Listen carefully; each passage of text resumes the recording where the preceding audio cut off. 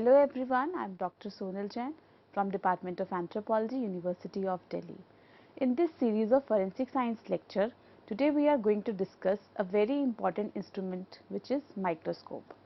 Microscope is used in all the fields of forensic science, whether it is forensic ballistics, whether it is forensic physics, forensic chemistry, forensic biology. Whenever any evidence which is found at the crime scene, we have to go for the preliminary examination and the confirmatory examination. Microscope is one technique which can even used even at the preliminary stage as well as for the confirmatory stage.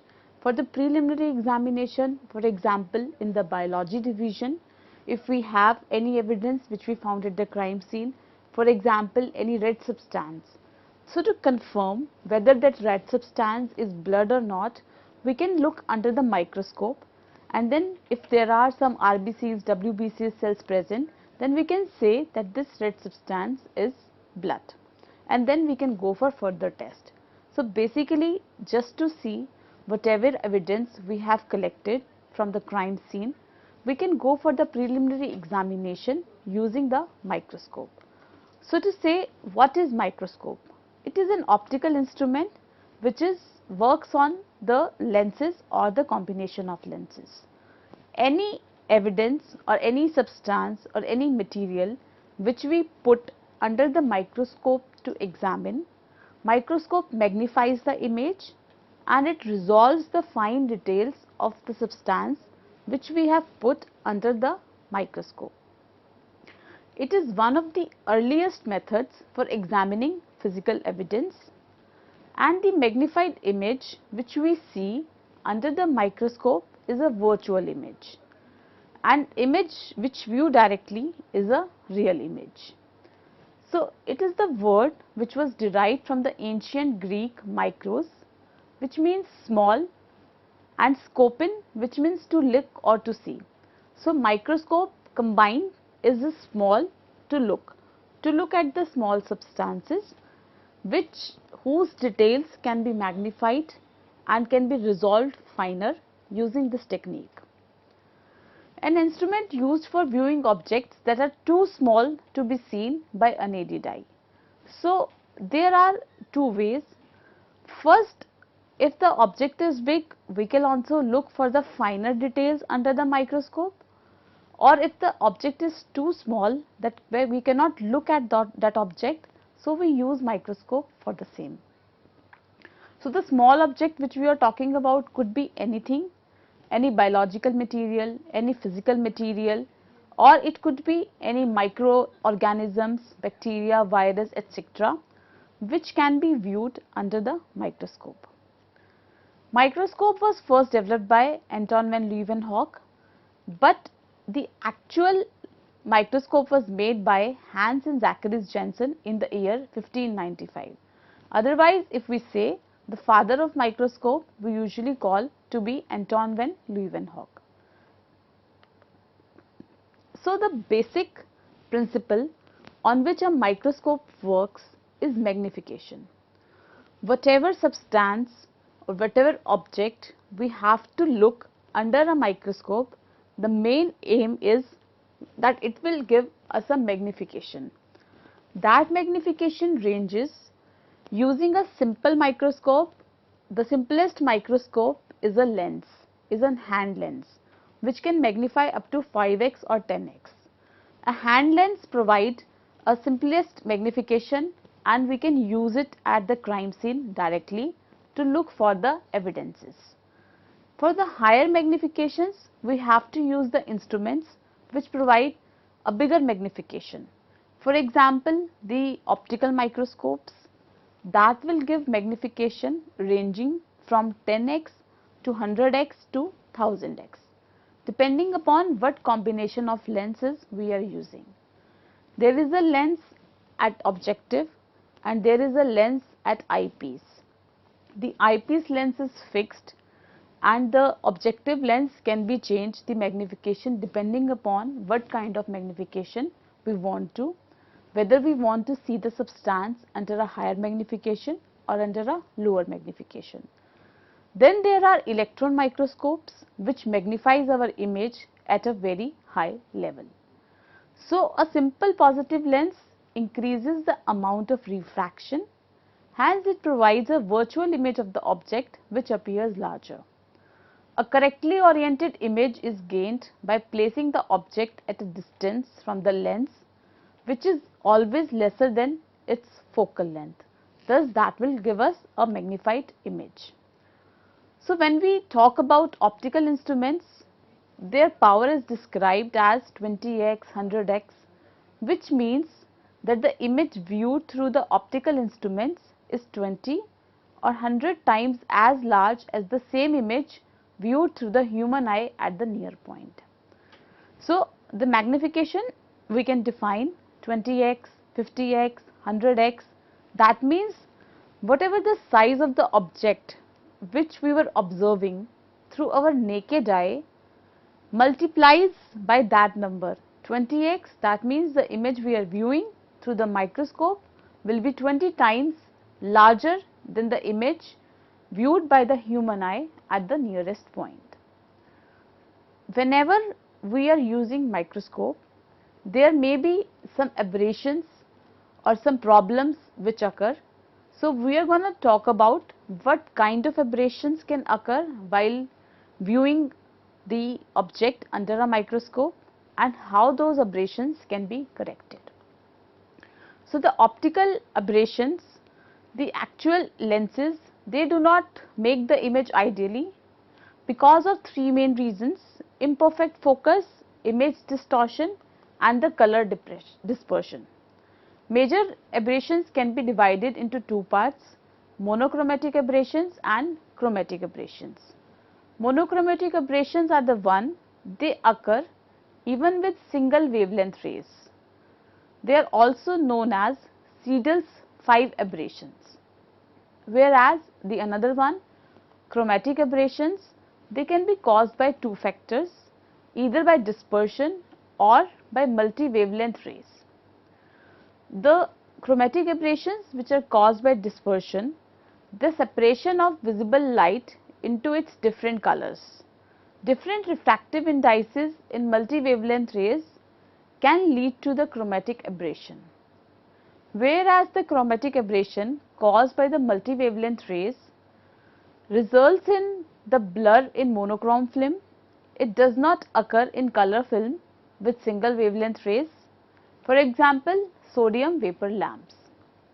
So, now we will discuss these aberrations in detail and how these aberrations can be corrected.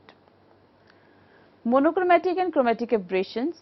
Monochromatic aberrations are also known as Siedel's 5 aberration.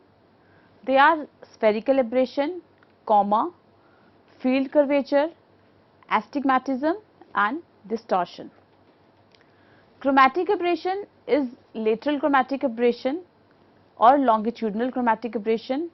Lateral chromatic aberration is CA of magnification and longitudinal chromatic aberration is actual axial chromatic aberration. Spherical aberration is for lenses whose surface is spherical, rays which are parallel to the optical axis but at different distances from the optic axis, they fail to converge to the same point. So, spherical aberration in the human eye is reduced by the aspherical shape of the lens and the cornea. Otherwise, if we look at the image, because of the spherical nature of the lens, we can see in the first image that the rays are not converging at the one point. As the rays will not converge at the one point, the image form will not be proper, will be blurred and will be distorted. But these aberrations can be corrected by using aspheric shape of the lens. If we convert the lens shape to a spheric or little less spheric, then the rays will converge at single point and the image which will be viewed by the human eye, the magnified image, will not be blurred and will be clear. Then the next aberration is oblique astigmatism. This aberration primarily influences the image quality of spherical lenses. When the wearer looks at an angle through the lens, there is a deviation which he perceives as a blur. The higher the dioptric power of the lens, the more pronounced this error becomes. So, the oblique astigmatism comes also with the spherical lenses, and if the dioptric power of that particular spherical lens is quite high, then the image error is also very high and the blurriness in image will be a lot. As we can see in the image that because of the spherical lens, the rays after passing through the lens are not converging, they are diverging towards the point. After the divergence of these rays, the image which will be performed or which will be viewed by the eye will be very blur.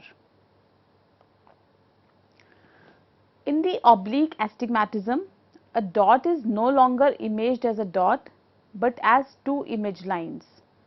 Either it can be perceived in the form of X, as we can see on the left hand side, or it can be perceived as 2-3 dots. So, for the oblique astigmatism, the correction can be done by deviating from the spherical shape, and we have to use aspherical surfaces to remove the oblique astigmatism. In this case of aberration, you can easily observe the image to be blurred and not to be very clear. Then the next aberration which we are going to talk about is coma. Coma is an aberration which causes rays from an off-axis point of light in the object plane to create a trailing comet-like blur directed away from the optic axis. As we can see in the image that the rays from the off-axis point of the light, they are falling at the point in different ways. Because of that, the image is not directly vertically formed at a singular point, and it is in the shape of a comma, the comma which we use in our English language.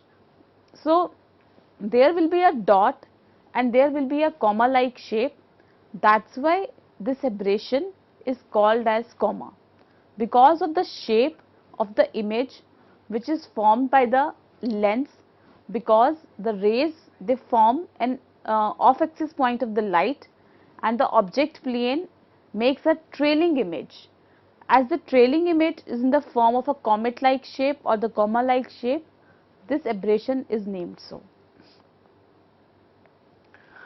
So, for the off axis comma aberration, as we can see in the zone 1, zone 2, zone 3 and zone 4, the lenses are because of the off axis of the image point, we can see the comma blur type images formed and not a specific and strong images formed by the instrument. So, a lens with considerable coma may produce a sharp image in the center of the field, but if we look towards the edges, it becomes blurred a lot towards the edges. So, to correct this aberration for a single lens, comma can be corrected by bending the lens. More complete correction can be achieved by using a combination of lenses symmetric about a central stop. Comma, if any person in the eye lens, the comma cannot be compensated by the human eye. But in the cases of the comma correction in the lenses, if we use the combination of lenses, then the comma aberration can be corrected. Then the next aberration is curvature of field. It causes a planar object to project a curved non-planar image. It can be thought of as rising from a power error for rays at a larger angle. Those rays treat the lens as having an effectively smaller diameter and a larger, higher power, forming the image of the off axis points closer to the lens. So, in this aberration, the planar object project a non-planar image, and it can be said to as the because of the power of that lens. So, if the object is actually straight, but because of the curvature of field of the lens, the image which we will observe will appear spherical to us. As you can see in the image that the object was square, but the image which is formed becomes spherical in nature. So, a lens aberration that causes a flat object surface to be imaged onto a curved surface rather than plane, that aberration is known as curvature of field. So, the specimen is not as curved, which is being shown or being seen by the eye is more curved. So, in the image we can see in the curvature of field, the specimen is straight, but because of the lens, the specimen is being seen as the spherical image. So, to correct the curvature of field, the surface of the image formed by the eye is also curved. Fortunately, the retina is also curved, so it can be directly corrected. But for the lens systems, using best formed lenses with non-spherical shapes can help. The next aberration is image distortion. The image distortion is not about the sharpness, but faithful reproduction of the shape of the object. So, it basically occurs when magnification varies with the distance of the object from the optic axis. Image distortion usually occurs only for the high powers. In the image distortion, it tends to falsify the positions of objects and cause vertical lines to wave. So, whatever image we are trying to magnify, the vertical lines in the object will appear wavy to the person who is viewing through the microscope when there is an aberration called image distortion. It can be minimized by very steep back base curves. So, various kind of monochromatic aberrations, the Siedel's 5 aberrations which we have studied, they can be corrected using, depending upon the aberration, we can use the aspheric image of the lens or we can use different combination of lenses, so that the image which can be viewed is very sharp and does not have any falsify or any wavy lines to it. All these distortions, all these aberrations can be corrected using the actual shape of the lens, or whatever aberration is there, we can use different types of lens to correct it. Now, coming to the microscope techniques, another major microscope which we are using in forensic science is fluorescence microscopy. Fluorescence microscopy is used for basically those objects or those evidences which shows autofluorescence or which have some fluorescence property in them. But with the advancement of times, there are certain evidences which can be used for analysis which does not show fluorescence, because there are certain substances which we can use to give fluorescence to substance. So, starting with that, what is fluorescence? It is the ability of a substance to absorb light of short wavelength and emit light of a longer wavelength. The time interval between absorption of excitation light and emission of re-radiated light in fluorescence is of extraordinarily short duration, usually less than a millionth of a second.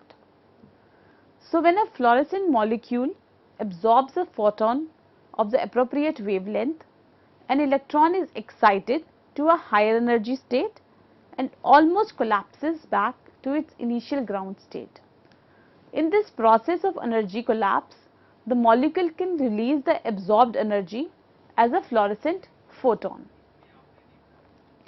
So, the Jablonski diagram clearly explains that whenever absorption occurs, a molecule gets excited it goes to the excited state, and when it comes back it releases some energy, and that energy, that fluorescence energy is captured by the instrument, and that can calculate the fluorescence level of that particular object.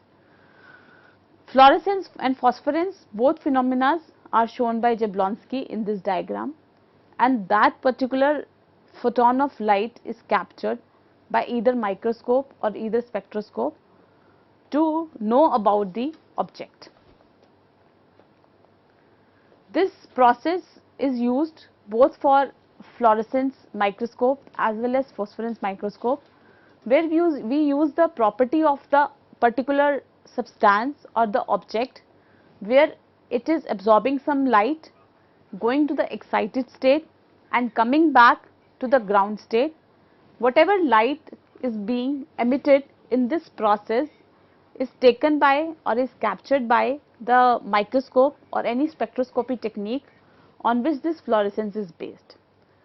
So, depending upon what kind of evidence we have encountered at the crime scene, what is the shape of the evidence, what is the nature of the evidence, we use different microscopes in different fields. Fluorescence microscope is mostly used in chemistry and biology lab. Comparison microscope is used in forensic ballistics division. SEM and TEM electron microscopes are used in various physics, biology and chemistry divisions.